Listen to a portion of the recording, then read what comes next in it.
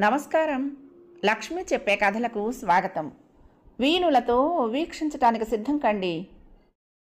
ప్రియ సఖులు, ఇప్పుడు మనం ప్రముఖ సీనియర్ రచయిత్రి శ్రీమతి డి కామేశ్వరి గారు రచించిన శుభోదయం ధారావాహిక నుండి రెండో భాగం వినేద్దామండి. రాధాదేవి, శ్యామ్ ఆసుపత్రికి చేరేసరికి ఊరంతా అక్కడే ఉందా అన్నట్టు గుంపులు గుంపులుగా ఎన్నో వందల మంది ఆసుపత్రి దగ్గర గుమిగూడారు. పేపర్లో వార్త చదివి కబురు ఆ నోట ఈ నోట విని రేఖ కాలేజీలో ఆడపిల్లలంతా వచ్చారు. ఆడపిల్లలే కాదు, ఎంతోమంది విద్యార్థులు ఉన్నారు. అమ్మాయిలందరి కళ్ళల్లో బెదురు, భయం, రేఖ పట్ల జాలి. అంతా గుంపులుగా నిలబడి మాట్లాడుకుంటున్నారు. గేటు దగ్గర కాపలాదారు వాళ్ళని లోపలికి వదలటం లేదు. రేఖ చాలా వీక్గా, ఇంకా షాక్లో నుండి తేరుకోలేదని, ఇప్పుడు ఇంతమందిని చూస్తే అదంతా మళ్ళీ గుర్తుకొచ్చి బాధపడుతుందని, ఇంకొన్నాళ్ళ తర్వాత చూడమని, ఎవరిని లోపలికి వదలొద్దని డాక్టర్లు చెప్పినట్టు నచ్చచెప్తున్నాడు. అంతా గోలగోలగా ఉంది. ప్రతి వాళ్ళు రేఖపై జరిగిన అత్యాచారానికి ఆ క్షణంలోనే ప్రతీకారం తీర్చుకోవాలన్నంత ఆవేశంలో ఉన్నారు. రాధాదేవిని, శ్యాముని కూడా ముందు కాపలా వాడు లోపలికి వదలలేదు. ఆ ముగ్గురు గురించిన వివరాలు తమకు తెలుసునని వెంటనే ఇన్స్పెక్టర్తో మాట్లాడాలని చెప్పగానే రేఖ ఉన్న వార్డు, రూము చెప్పి ఇన్స్పెక్టర్ అక్కడే ఉన్నారని చెప్పాడు. రూమ్ వెతుక్కుంటూ వెళ్ళారిద్దరూ. గుమ్మం ముందో పోలీసు కాపలా ఉన్నాడు. అతనికి విషయం చెప్పి లోపలికి వెళ్ళారు. ఇన్స్పెక్టర్ మంచం దగ్గర రేఖ కళ్ళు విప్పి ఇంకేమన్నా చెప్తుందా అని చూస్తూ కూర్చున్నాడు. గదిలో ఓ ముసలవ్వ పని మనిషి, రేఖ తమ్ముడు కాబోలు 15 ఏళ్లవాడు కూర్చున్నాడు. మంచం మీద పడుకున్న రేఖ 2 రోజుల్లోనే గుర్తుపట్టలేనట్లుగా మారిపోయింది.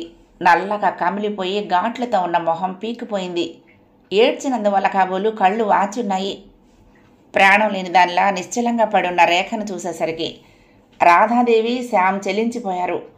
ఒక్క క్షణం జగితిలో నిలబడిపోయారు. వారిని చూసిన ఇన్స్పెక్టర్ శబ్దం చేయొద్దని వారిస్తూ గుమ్మం బయటికి పిలుచుకు వెళ్ళాడు. రాధాదేవి ఆ ముగ్గురు రౌడీల విషయం తనకు తెలిసిందంతా చెప్పింది. ఈజిట్, ఉండండి, ఆ వెధవల పని ఈ క్షణమే పడతాను అంటూ ఆ ఉగ్రుడై వారిని రేఖ దగ్గర ఉండమని అతను వెంటనే బయటికి వెళ్ళాడు.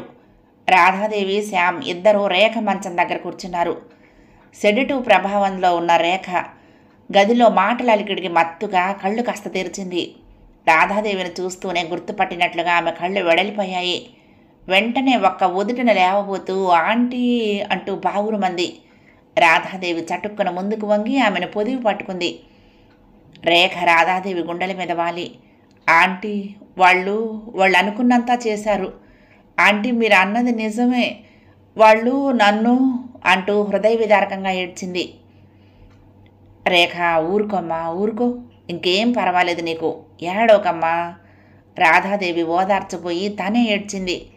శ్యామ్ కళ్ళల్లో నీరు గిర్రును తిరిగింది. ఎంత ఓదార్చినా రేఖ దుఃఖం అంతులేనిదిలా వెక్కిళ్ళు పెడుతూనే ఉంది. ఆ ఏడుపు విని పరిగెత్తుకొచ్చిన నర్సు గాభరాగా డాక్టర్ని పిలుచుకొచ్చింది. డాక్టర్ రేఖను చూస్తూ ఏడవని అదే మంచిదన్నట్లుగా సౌజ్ఞ చేశాడు. హృదయంలో కరడు కట్టిన బాధ కన్నీటి రూపంలో బయటకొస్తే గుండె తేలిక పడుతుంది అన్నాడు నెమ్మదిగా. తల్లిదండ్రుల దగ్గరైనా అంత ఏడవని ఆ అమ్మాయి వీళ్లను చూసి అంత ఏడుస్తున్నందుకు ఆశ్చర్యపడి శ్యామ్ముని అవతలికి పిలిచి వివరాలు అడిగాడు. అంతా విని తల పంకించి, ఆమెను అడ్డకండి, మాట్లాడినియండి, ఏడవనియండి, కాసేపు ఏడిస్తే సర్దుకుంటుంది అన్నాడు. ఆంటీ, వాళ్ళు, ఆ వెధవలు నన్ను లాక్కెళ్ళి అరవటానికి లేకుండా, కదలటానికి లేకుండా చేసి రాక్షసుల్లా మీద పడి, ఇంకా చెప్పలేనట్లు రాధాదేవి గుండెల మీద పడి వెక్కి వెక్కి ఏడ్చింది. ఊరుకోమ్మ రాధా, ఇంకా చెప్పక తల్లి, అదో పీడకల, మర్చిపోయి గుండె దిటవు చేసుకో, రాధాదేవి గద్గదంగా అంది. ఎలా మర్చిపోనంటీ, కళ్ళు తెరిచినా మూసినా అదే కనిపిస్తుంది. నా ఒళ్ళంతా చూడండి ఆంటీ, ఏం చేశారు, జంతువుల్లా పడ్డారు. నేను వాళ్ళకేం అపకారం చేశానని నా మీద ఇంత కక్ష కట్టారు. ఓ ఆడపిల్లని ఇలా నాశనం చేస్తే వాళ్ళకేం వస్తుంది. శ్యామ్, చూసావా, నిన్ను నీ రూపుని అవహేళన చేసినందుకు భగవంతుడు నాకేం శిక్ష విధించాడో తెలుసా? ఏ అందం చూసుకుని వెక్కిరించానో ఆ అందంతోనే నన్ను శిక్షించాడు. శ్యామ్, నన్ను క్షమించగలవా? ఊబికి వస్తున్న దుఃఖం కన్నీళ్లుగా పారుతూ ఉంటే ఆవేదనగా, ఆవేశంగా మాట్లాడేస్తున్న రేఖను చూసి శ్యామ్ గొంతులో దుఃఖం అడ్డుపడింది. చప్పున రేఖ దగ్గరికి వెళ్ళి, please Rekha, for God sake అలా ఎప్పుడూ ఆలోచించకు. అదంతా కుర్ర చేష్టలు. అమ్మాయిలు అబ్బాయిలు అలా ఒకరినొకరు టీజ్ చేసుకుంటూ నిక్ నేమ్స్తో కాలేజీలో ప్రతి వాళ్ళు పీల్చుకుంటారు. ఆ మాత్రం దానికి దేవుడు నిన్ను ఇలా శిక్షించేటంత కఠినాత్ముడు కాదు. అలా ఆలోచించి నన్ను గిల్టీ చేయకు, బాధగా జాలిగా అన్నాడు. అమ్మా రేఖ, చూడు, నీవిక ఈ విషయం మర్చిపోవాలి. చూడమ్మా, రోజు ఎందరికో ఎన్నో యాక్సిడెంట్స్ అవుతూ ఉంటాయి. అలాగే ఎవరు నిన్ను తీసుకువెళ్ళి కాలో చెయ్యో విరక్కొట్టారనుకో, శారీరకంగా బాధపడతావు కానీ మానసికంగా బాధపడతావా? ఇది అలాంటి ప్రమాదమే. అలా ఓ ప్రమాదం జరిగిందనుకో, ఓ అవయవానికి దెబ్బ తగిలింది, డాక్టర్లు వైద్యం చేస్తున్నారు, 4 రోజుల్లో మళ్ళీ మామూలు మనిషి అవుతావమ్మా. మాలిన్యం మనసుకు కానీ శరీరానికి అంటదమ్మా అంది అనునయంగా. మీకేం ఆంటీ, మీరు ఇలాగే అంటారు. అందరూ నన్ను ఎంత జాలిగా చూస్తున్నారో చూడండి. రేపటి నుండి నన్ను అందరూ ఎంత చులకనగా చూస్తారో నాకు తెలియదా ఆంటీ? అమ్మ నా కోసం ఎంత ఏడుస్తుందో తెలుసా? నీ బతుకు నాశనమైందే అమ్మా, ఇక నీ గతేమిటే, పెళ్ళి ఎలా అవుతుంది అంటూ ఒకటే ఏడుపు. నేనెందుకు ఇంకా బతకాలంటీ? మళ్ళీ ఏడవసాగింది రేఖ. రాధాదేవికి ఆ తల్లి తెలివి తక్కువతనం మీద విపరీతమైన కోపం వచ్చింది. అసలే భయంతో గుండె బేజార ఏడుస్తున్న కూతురికి జీవితం పాడైందని, పెళ్లి కాదని ఇలాంటి మాటలు ఆమె ముందు అని మరింత పిరికిదాన్ని చేస్తుందా? ధైర్యం చెప్పాలి, ఏమీ జరగలేదు, 4 రోజుల్లో మామూలు అయిపోతావు అని బుజ్జగించాల్సింది పోయి ఆమె కూతురు ముందు ఏడ్చి రేఖను మరింత బెంబేలెత్తించిందనమాట.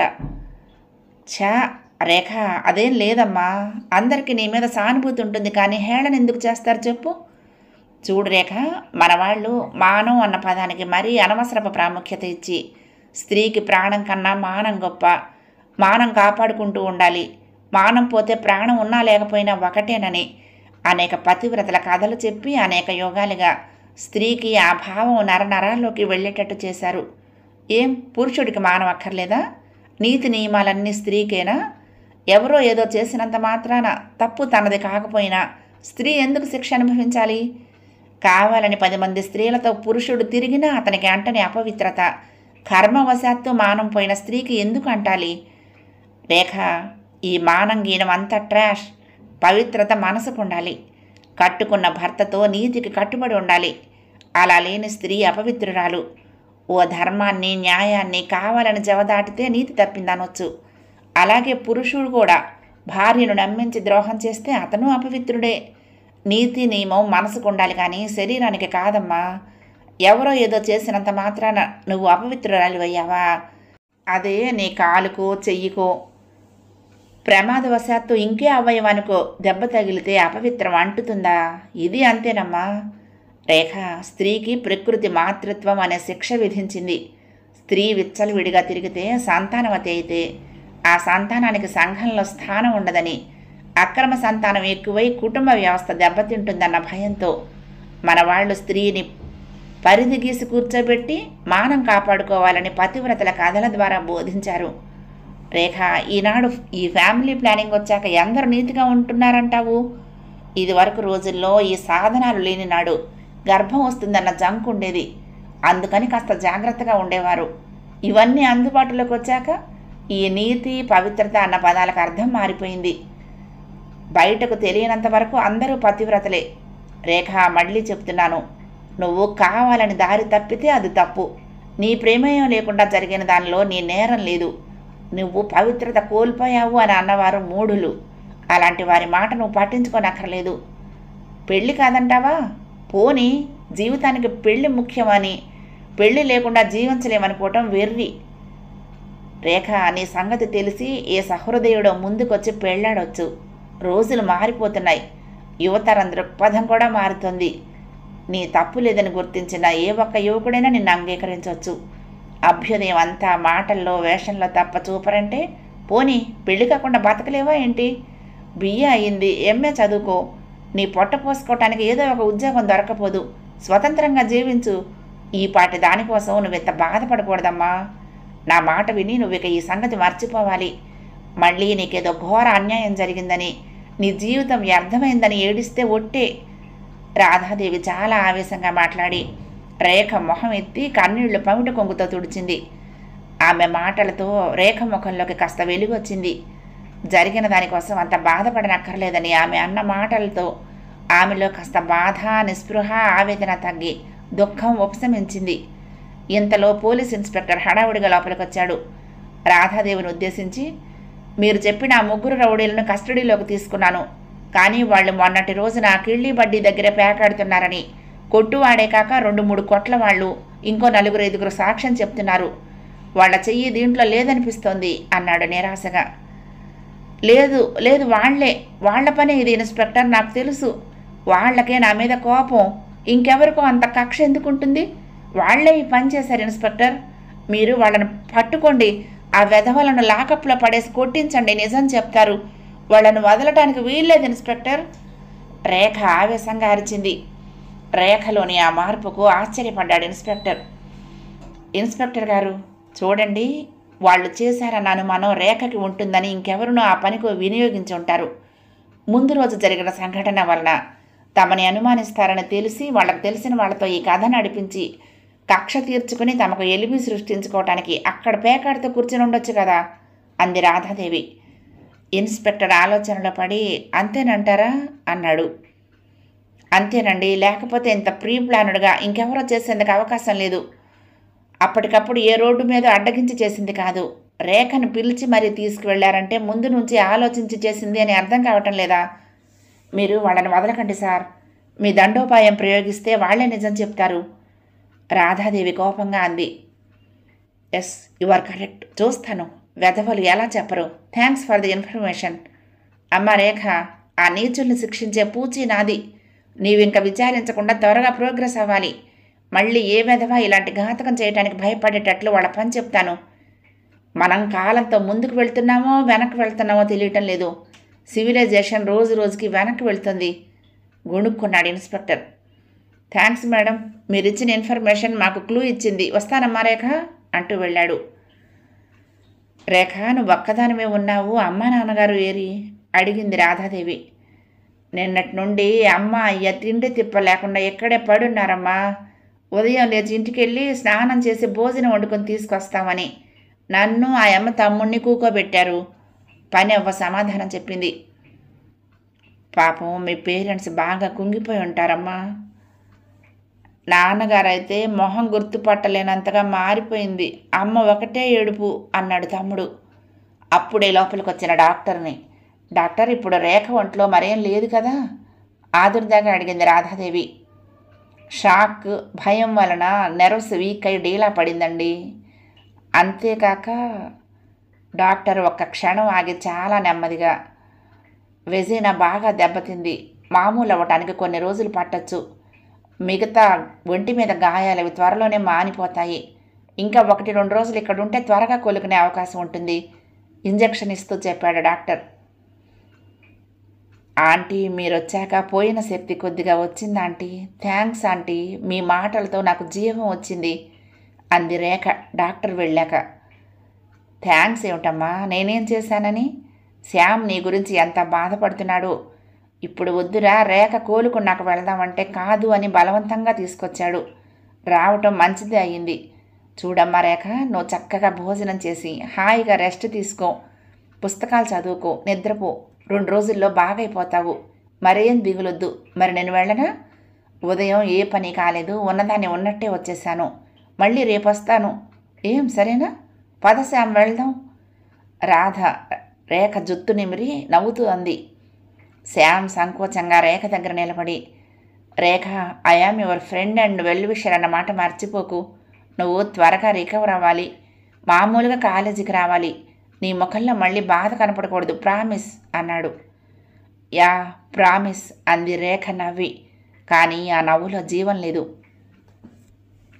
రేఖ మీద అత్యాచారానికి పట్టణం అంతా కదిలిపోయింది. ఆడపిల్ల తల్లిదండ్రులు భయంతో గుండెల మీద చేయి వేసుకున్నారు. అన్ని కాలేజీలలో, హై స్కూళ్లలో విద్యార్థినులు పెద్ద అలజడి లేవదీసి వీధిలో గుంపులుగా ఊరేగి తోటి విద్యార్థిని మీద జరిగిన అత్యాచారానికి ప్రతీకారం కావాలి, సమాజంలో స్త్రీకి ఉన్న రక్షణ ఏమిటి అంటూ ముఖ్యమంత్రి వద్దకు బారులు తీరి వెళ్లి మెమోరాండం సమర్పించారు. ఊరిలో అన్ని మహిళా మండలి అధ్యక్షురాండ్రు స్త్రీకి సమాజంలో రక్షణ కల్పించాలి అంటూ మెమోరాండం సమర్పించారు. ఆ వార్త ముఖ్యమంత్రిని కాల్చివేసింది. ఆయన దోషుల్ని త్వరలో పట్టుకొని కఠినంగా శిక్షిస్తామని స్వయంగా హామీ ఇచ్చారు. ఈరోజు రేఖ మీద జరిగిన అత్యాచారానికి నిరసనగా అన్ని కాలేజీల్లో విద్యార్థినులు క్లాసులు బాయ్కాట్ చేశారు. వారికి అండగా మేమున్నామంటూ విద్యార్థులు కాలేజీ మానేశారు. విద్యా సంస్థలన్నిటికీ ఆ రోజు సెలవు ఇవ్వక తప్పలేదు.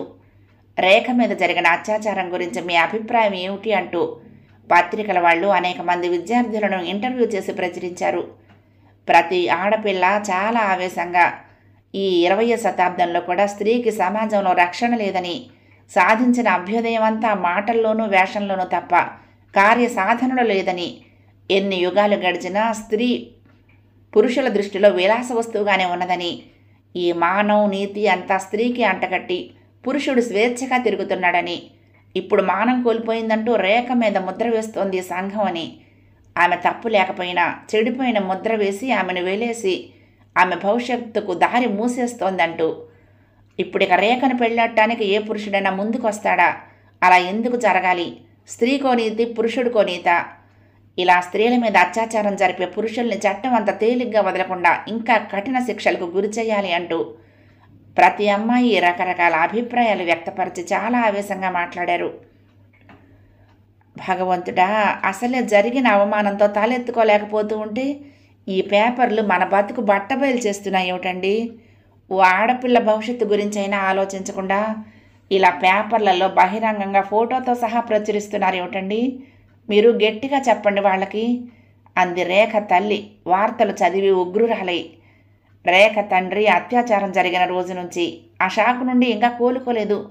ఆయన మీద హఠాత్తుగా వార్ధక్యం 2 రోజుల్లో ముంచుకొచ్చినట్టుగా కుంగిపోయాడు. మన కర్మ ఇలా కాలింది. రోడ్డుపై పడి ఉన్న స్త్రీ గురించి వార్త రాశాము. మీ అమ్మాయిని 4 గోడల నుంచి దాటించి అన్యాయంగా రాస్తే అనండి. పోలీసులు డాక్టర్లు ఇచ్చిన వార్త మేము రాశాము అంటారు. మనం ఏం చేస్తామే? దాని బతుకు రోడ్డున పడింది. ఇక అంతే, దాని గత అంతే అన్నాడు ఆయన విచలితుడై పట్టుకున్న గొంతుతో. భర్త దేని గురించి బాధపడుతున్నాడో ఆమెకు అర్థమైంది. నిట్టూర్చి లోపలికి వెళ్ళిపోయింది. వాళ్ళిద్దరూ భోంచేసి రేఖకు క్యారియర్ పట్టుకుని ఆసుపత్రికి వెళ్ళారు. రేఖ, ఇవాళ నీ ముఖం కాస్త తేటగా ఉందమ్మా. గుడ్. చూసావా? మనసు తేలిక పడితే శరీరం దానంతటా అదే కోలుకుంటుంది. రాధాదేవి ఆప్యాయంగా ఆమె ముంగురులు సవరిస్తూ అంది. ఆంటీ, దానికి మీకు నేను థ్యాంక్స్ చెప్పుకోవాలి. మీ మాటల వల్లనే నాకేదో ఘోర అన్యాయం జరిగిందన్న సంగతిని తేలిగ్గా తీసుకోగలుగుతున్నాను. మీరిచ్చిన ధైర్యంతోనే ఆంటీ నా పీడకలను మర్చిపోగలను అనుకుంటున్నాను అంది. అప్పుడే రూమ్లోకి వచ్చిన రేఖ తల్లిదండ్రులు రేఖ దగ్గర కూర్చున్న రాధాదేవిని చూసి గుమ్మం దగ్గరే సర్పద్రష్టల్లా ఆగిపోయారు. అలికిడికి రేఖ, రాధాదేవి ఇద్దరూ తలలు తిప్పి చూశారు. రాధాదేవి మొహం ఒక్క క్షణంలో పాలిపోయినట్లయింది. ఆంటీ, మా అమ్మ నాన్నగారు. డాడీ, ఈవిడ నిన్న చెప్పాను కదా, మా కాలేజ్ మేట్ శ్యామ్, అతని అమ్మగారు రాధాదేవి. రేఖ పరిచయం చేసింది. ఏమండి, రాధండి అంది రేఖ తల్లి. రాధా, నీవా ఇక్కడ అని రేఖ తల్లి తండ్రి ఇద్దరూ ఒకేసారి అన్నారు. మీరు రేఖ తల్లిదండ్రులా? రాధాదేవి గొణిగినట్లంది. ఒక్క క్షణం నిశ్శబ్దం తాండవం చేసింది అక్కడ. డాడీ, మీకు రాధాదేవి గారు తెలుసా? రేఖ ఆశ్చర్యంగా అడిగింది. తెలుసు, బాగా తెలుసు. మాధవరావు ముందుగా తేరుకున్నాడు. రాధాదేవి అలా తన కూతుర్ని ఈ స్థితిలో చూడటం అతనికి పుండు మీద కారం చల్లినట్లయింది. ఇప్పుడేం చేస్తావు అని ఆమె తనను సవాల్ చేస్తున్నట్టుగా అవమానం పొందాడు. ఆమె మొహంలో వ్యంగ్యపు చిరునవ్వు మెదిలినట్టుగా అనిపించింది అతనికి. అంటే తనను అవమానపరచడానికి, ఎద్దేవా చేయటానికే వచ్చిందా? అతనున్న స్థితిలో అంతకంటే ఆలోచించలేకపోయాడు. రాధా, నీకు ఇప్పుడు చాలా సంతోషంగా ఉందా? సంతృప్తిగా ఉందా? నీ అక్కసు తీరిందా? నా కూతురు ఈ స్థితిలో ఉంటే చూసి నవ్వి నా మీద ప్రతీకారం తీర్చుకోవాలని వచ్చావా? నవ్వు, బాగా నవ్వు. నాకు బుద్ధి చెప్పు. బాగా శాస్తి జరిగిందని సంతోషించు. అదేగా నీకు కావాల్సింది. నా మీద ఎన్నాళ్లుగా పేరుకున్న నీ కక్ష చల్లారిందా? మాధవరావు ఒళ్ళు మరిచి ఆవేశంగా అన్నాడు. రాధాదేవి మొహంలో రక్తం పొంగింది. ఏదో చెప్పాలని నోరు తెరవబోయింది. పెదాలు వణికాయి. నోట్లోంచి మాట రాలేదు. ఏం అర్థం కానట్లు అలా చూస్తావు? కావాలని కాకపోతే ఇన్నాళ్ల తర్వాత సరిగ్గా ఈ సమయానికి ఎలా వచ్చావు? అవకాశం కోసం కాచుకుని నా మీద దెబ్బతీయాలని ఎదురు చూసి వచ్చావు కదూ? కానివు, అనాల్సినవన్నీ అను కర్కశంగా నవ్వాడు మాధవరావు. అంతలోనే ఏదో గుర్తుకొచ్చినట్లు, మై గాడ్, 2 రోజుల నుండి బుర్ర బద్దలు కొట్టుకుంటున్నాను. రేఖ మీద ఎవరికి ఇంత పాగా ఎందుకా అని ఆలోచించాను. రాధా, నువ్వు నా మీద కోపంతో, నా మీద కసితో ఇలా చేసి ప్రతీకారం తీర్చుకొని సంతోషించాలనుకున్నావా? ఇది నీ పనే కదూ? లేకపోతే ఇంకెవ్వరికి ఇంత క్రూరంగా నిర్దాక్షిణ్యంగా పగ తీర్చుకునే అవకాశం లేదు. రాధా, ఇది నీ పనే, ముమ్మాటికి నీ పనే. మాధవరావు ఆవేశంతో రాధాదేవి మీదకొచ్చి కోపంతో వణికిపోతూ అన్నాడు. అందరూ నిశ్చేష్టులై చూడసాగారు. ఈ అభియోగానికి రాధాదేవి మొహంలో ఒక్కసారిగా రక్తం పొంగింది. Mister Madhavarao, stop it! What nonsense you are talking! కోపంగా అరిచింది. మీకు పిచ్చి పట్టిందా? రేఖను నేనలా చేయిస్తానా? వెర్రిదాన్లా అంది. అవును, చేయించావు. నా మీద కక్ష తీర్చుకుంటున్నావు కర్కశంగా అన్నాడు. Mister Madhavarao, don't talk another word. మీకు నిజంగా కూడా పిచ్చి పట్టింది. ఇంతవరకు రేఖ మీ కూతురని, మీరు రేఖ తండ్రిని కూడా తెలియదు నాకు. తెలిస్తే నా నీడ కూడా ఇక్కడ పడనిచ్చేదాన్ని కాదు అంది. ఆహాహా, తెలీదు? నా పేరు కూడా తెలీదు? తెలియకుండానే ఇంత నీచాన్ని పొడిగట్టావన్నమాట. ఛీ! రాధాదేవి తిరస్కారంగా చూస్తూ చీత్కారం చేసింది. మాధవరావు, ఎన్నాళ్ళు నువ్వు ఒక మనిషి అనుకున్నాను. ఇంత నీచంగా, ఇంత హేయంగా ఆలోచించే అధముడువని అనుకోలేదు. నువ్వు క్రూక్కు అని తెలుసు కానీ ఇంత క్రూకెడ్గా ఆలోచించే హీనుడువని తెలియలేదు. నీ మీద కక్ష ఉంటే నీ మీదే తీర్చుకోగలను. దానికోసం ఓ అభం శుభం తెలియని ఆడపిల్లను వాడుకోను. అండర్స్టాండ్? ఇంకొక మాట మాట్లాడేవంటే పరువు నష్టం దావా వేస్తాను, జాగ్రత్త. ఆడపులిలా గర్జించింది.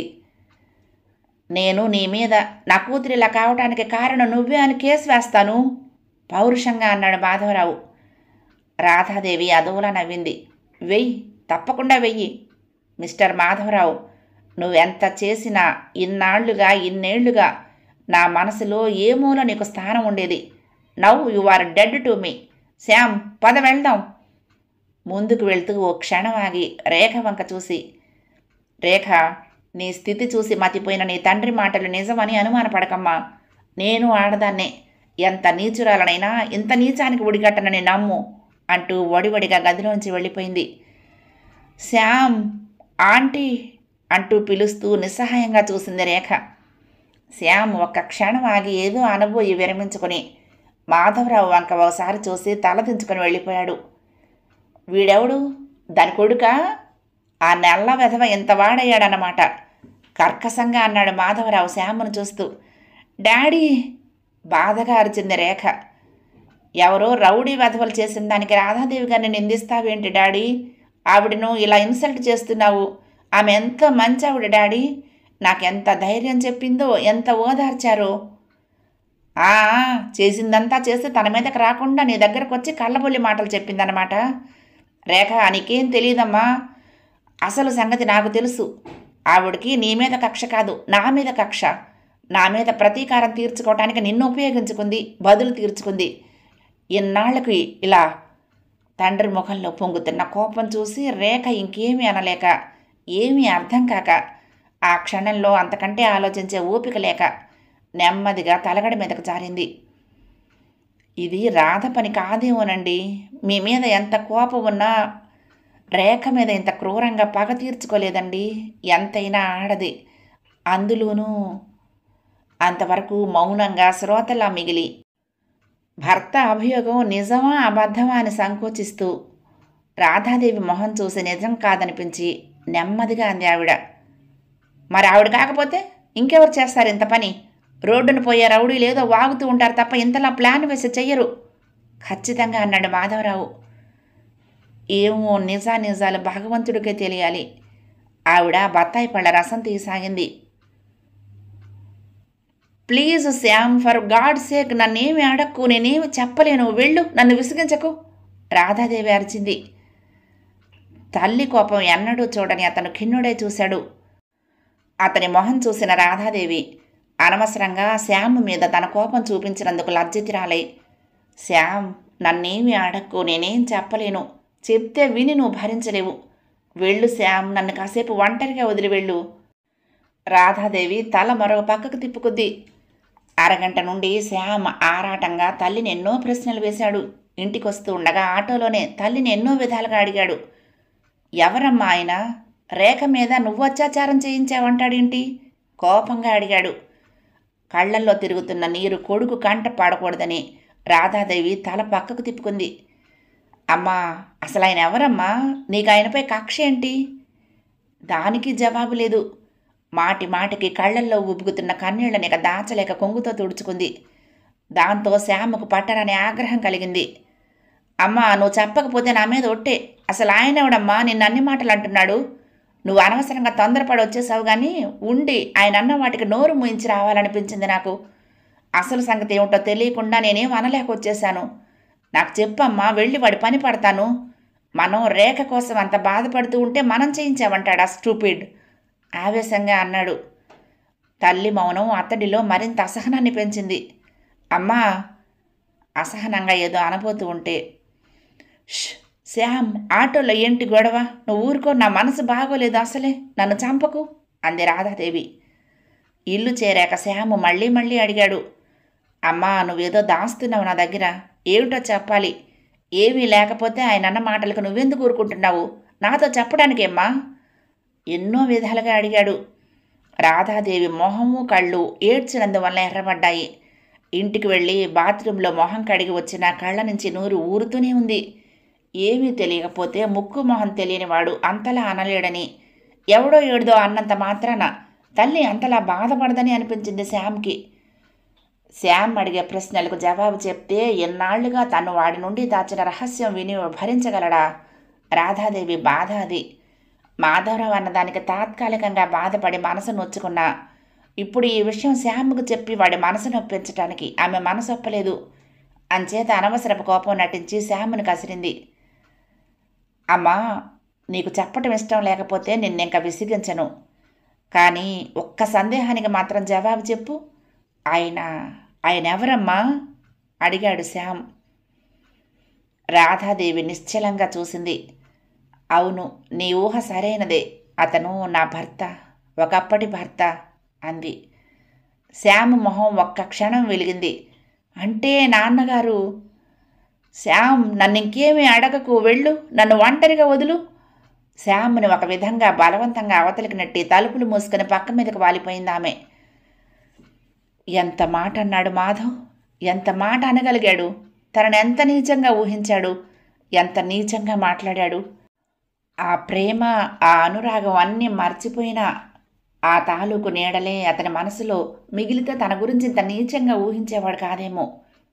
ఏమోలో ప్రేమించి పెళ్ళాడి కాపురం చేసిన భార్య అన్న మమతైనా ఉంటే అతనింత కఠినంగా తనని ఈ విధంగా అవమానించగలిగేవాడా? ఈ మమతలు, ఈ ప్రేమలు ఇంత క్షణికమా? 20 ఏళ్లైనా అతనితో అన్ని బంధాలు తెంచుకొని వచ్చిన మాధవ్కి తన మనసులో ఏదో మూల స్థానం ఉంది. అలాంటిది మాధవ్ ఇంతలా తనను ఎలా ద్వేషించగలిగాడు? కన్న మమకారం, ప్రేమను తోసిపుచ్చి అలా అనిపించిందా? రేఖ మాధవ్ కూతురా? ఎంత చిత్రం! మాధవ్ పోలికలు తను గుర్తించలేకపోయింది. రేఖ తల్లి పోలిక కాదు, తండ్రి పోలిక. ఆ పోలిక ఎక్కడో చూసినట్లు అనిపించింది కానీ మాధవ్ కూతురని ఎలా అనుకోగలదు? ఒకే ఊళ్ళో ఉంటూ ఒకరి ఉనికి ఒకరికి తెలియలేదు. శ్యామ్, రేఖను శ్యామ్ తీసుకురాకపోతే ఈ గొడవే ఉండేది కాదు. ఇన్నాళ్ల తర్వాత తను ఈ విధంగా మాధవ్ చేత పరాభవం పొందటానికే రేఖ తమకు చేరువైంది. తనలో తను గతం గుర్తు తెచ్చుకుంటూ కుమిలిపోసాగింది రాధాదేవి. మానిపోతున్న గాయాన్ని, మర్చిపోయిన గాయాన్ని మాధవ్ కెలికాడు. ఉత్త గెలకటమే కాదు, ఇంకా ఇంత కారం చల్లి మంట రేపాడు. రాధామాధవ్ ఎంత తీయగా మత్తుగా ఉండేవా పిలుపులు, ఆ పేర్లు! ఎంత చక్కటి జంట అనేవారంతా. నిన్న మొన్నలా ఉంది. ఇంకా ఇద్దరూ చెయ్యి కలుపుకుని నడిచొస్తున్నట్లు. 2వ భాగం సమాప్తం. ప్రియ సఖులు, ఈ కథ మీకు నచ్చితే తప్పకుండా లైక్ చేయండి, షేర్ చేయండి, కామెంట్ చేయండి, సబ్స్క్రైబ్ చేసుకుని నన్ను ఎంకరేజ్ చేయండి. ఉంటానండి. ప్రేమతో లక్ష్మి, కృష్ణాతీరం, దుర్గమ్మ సన్నిధానం. నమస్తే.